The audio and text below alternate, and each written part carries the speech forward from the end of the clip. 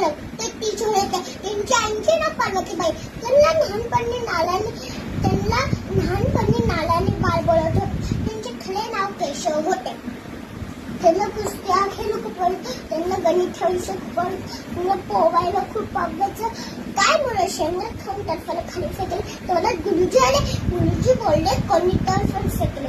मग सगळे गप्प राहिले. मग गुरुजी बोलले आता कोण नाही बोलत ना. मग गुरुजीने मोठी शेळ घेतली, सगळ्यांच्या हातावर मारायला लागले. घरला बोला हात त्याला खाल्ले, त्याला घरचलं नाही तर ते बोल मी शेंगे खाल्ले नाही, मी तर्फाला उचलणार नाही.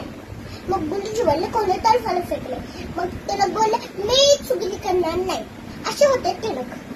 मग सगळे माणसं एकटे यायला पाहिजे म्हणून शिवजयंती गणपती साजरी केली. त्यांनी म्हणत आणि कसली हे 2 पेपर काढले. इंग्रज बायकांना मारायचे, लहान मुलांना मारायचे म्हणून टरकांवर त्यांचं खूप नाग यायचं. एक दिवशी टरकांना तिकडे अटक केली. तिकडे त्यांनी बोलले स्वराज्य हा माझा जन्मसिद्ध हक्क आहे, मी मिळवणार अशी त्यांनी सुघोषणा केली. त्यांना मग जेलमध्ये टाकलं. तिकडे त्यांनी गीतांचं हे पुस्तक लिहिलं. आपल्या नाट्य केलं गोकृष्ण सोडून गेले. त्यांना माझा नमस्कार. जय हिंद, जय महाराष्ट्र. धन्यवाद.